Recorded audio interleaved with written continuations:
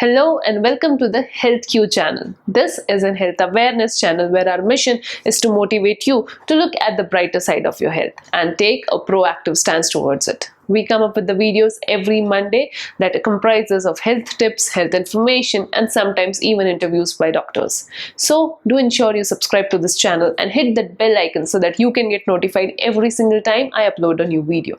Now, since you know we are going through this series where we are covering this question that has been requested by the patients or as the people who are our subscribers, who are our viewers, and one of the question that was asked is going to be covered in today's video. So today's question is asked by Mr. Vikas. I would like to read the question again. So Mr. Vikas asked this question, which is, Ma'am, I inflate balloon in starting days of Bell's palsy. With effort, I think this caused more harm than good in facial muscles, as there is no movement and no strength that I have received. What is meant to do that when I got Bell's palsy, I went to hospital doctor who sent me to a physiotherapy section. After giving prescription, the physiotherapist told me to do exercises like inflate balloon and chewing gum and many more. After 1 month, I now think these exercises were worthless and doing more damage than good. So will my muscles recover or I will just stay like that? Thank you, Mr. Vikas, for asking this question. This is a very important question and I would like to put light on so many things based on this question. There's a lot of scientific research papers which mentions that chewing gum is not an advisable activity. But I still believe chewing gum activity and blowing activity could be a great way for Bell's palsy recovery. Again, I'm not challenging the scientific papers that has been mentioned, but I have a logical reasoning behind this and here it's why. Although the chewing activity is done by the muscles of mastications, which is supplied by trigeminal nerve or else fifth cranial nerve, but there is always a requirement of synergy between the jaw muscles, which are also called as the muscles of mastication, and your cheek muscles, which are supplied by the facial nerve, which gets impacted during Bell's palsy. For this synergy or coordination, you need good strength of both the group of muscles. Although you have a good strength in your mastication muscle, you do not have good strength in your facial muscles which are supplied by facial nerve. Hence, it is important to develop the synergy between these two muscles which need strength. And here the activities like chewing gum and blowing balloon helps. So the first thing that I would like to clarify here is every patient is different and every Bell's palsy is also different.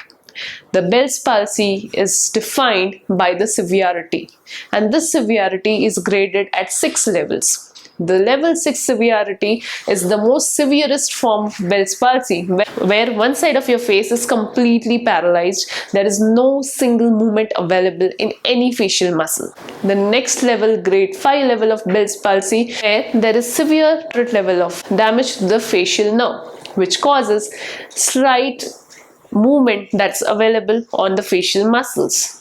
There is still a lot of impact on your eye muscles due to which you are not able to close your eyes completely. There's very minute nose flaring movement available and very small smile available. Coming to the next level of severity number or else level number 4 of Bell's palsy is which is called as the moderate level of Bell's palsy. Here you can see an obvious deformity or else obvious asymmetry on your face, but still there is a lot amount of movement available on your face. You can close your eyes, you can blink your eyes, you can blow your nose, you can smile, but there would be an visible asymmetry that would be present in that. Level number 3 is moderate level of Bell's palsy, where you are able to close your eyes, but this eye closure is not complete. You need to put some extra effort with the help of your hand in order to close your eyes completely.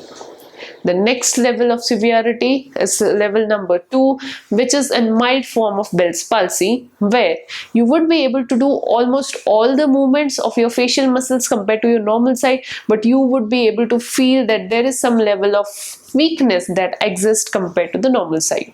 Now, based on this all levels of severity and levels of grading system, your Bell's palsy severity is being classified. Now, coming to the question whether chewing gum is good for Bell's palsy or not, or else whether blowing balloon is good for Bell's palsy or not. Yes, these both are very important exercise for Bell's palsy, since it involves two most major movements. One is blowing of air outside the mouth. This particular movement enables you to talk in your day-to-day life. Movement is chewing gum, your chewing activity. This is also very important. If you are not able to chew your food for a long period of time, you will lose the nutrition that you require for your body. Hence, both the movements are very important. But what is again the most important part here is whether this particular activity should be done in your stage or not. That's important. If you are having this complete paralysis of facial muscle and you try to do blowing of balloon, or else if you try to do chewing activity, it might not be good for you. Since your muscles are completely paralyzed, you won't be able to do this particular movement, and you will land up exerting the normal side of muscle, which is not again good for you. Hence, it is good that you know what severity of Bell's palsy you are having.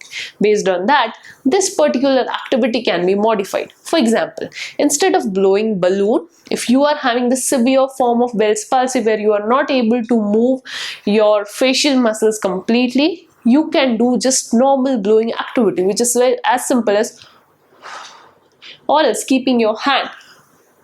The exercises which I have mentioned in my 21 exercises of Bell's palsy, and that also I have given how you can take the help of hand in order to do this blowing movement. So it could be something like this.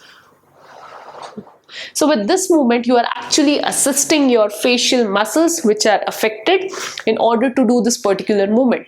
Here the idea is to retrain your muscles, to teach your muscles. Secondly, if you are in some milder stage where you are able to do this particular movement, definitely you should go ahead with doing this activity like chewing gum and blowing the balloon. But again, here you should be cautious that you don't overdo this movement, since more or less form of Bell's palsy you have got more chances of developing synkinesis. Synkinesis is a complication of Bell's palsy where there is this miswiring of muscles happening, due to which you tend to do some involuntary movement, the movements that are not in your hand. So for example, if you are trying to smile, automatically your eyes will wink. This is not a good sign. So in order to prevent this kind of problems, you should do exercise in moderation. So in order to do that, instead of pushing yourself in doing blowing activity, blowing your balloon or chewing over and over again, restrict this amount of movements by twice in a day or thrice in a day.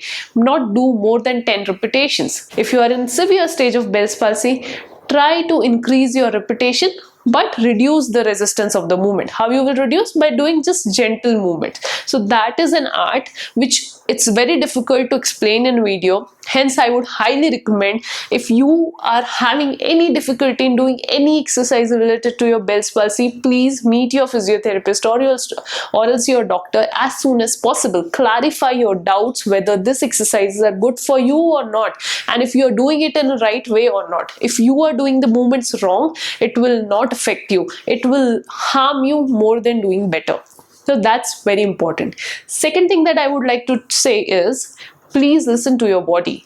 Your body tells you a lot of things. You understand your body much more better than any doctor in this world. So always listen to your body. If anything sounds uncomfortable, discomforting, wrong, you should listen to it, stop it immediately, consult your doctor again, see whether that is right or wrong, and then push your limits. Just don't randomly go ahead and start doing those exercises. Where the Bell's palsy is more severe, you are not able to do any movements on your face, or there's very mild level of movement available, then go for lighter exercises. So in order to replace the chewing gum activity, what you can do is do just gentle chewing movements like this. If this is also difficult, take the help of both the hands and then passively with the help of your hand do this chewing movement like this. Train your muscle in doing this activity. Once you go step ahead, then you can reduce or else you can remove your hand and do it gently yourself.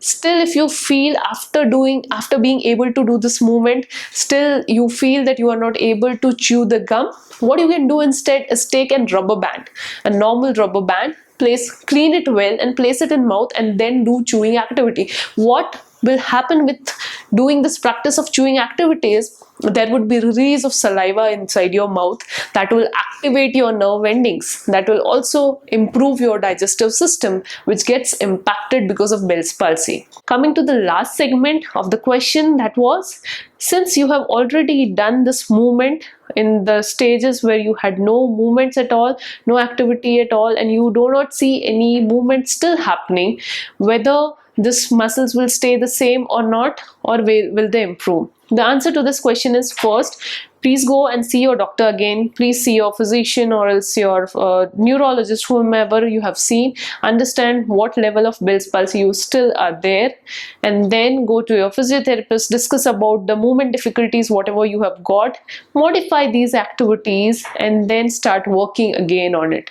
There is a very high chances that you will recover. There's always a chance of being better in whatever state it is. Do not worry, don't be scared, keep faith, keep hope. That is something I always say in all my videos. Never lose faith, keep trying and trying again.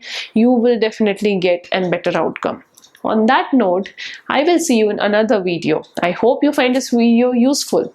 Do ensure you subscribe to this channel and share this video with your loved ones, family members or friends who might find this video useful.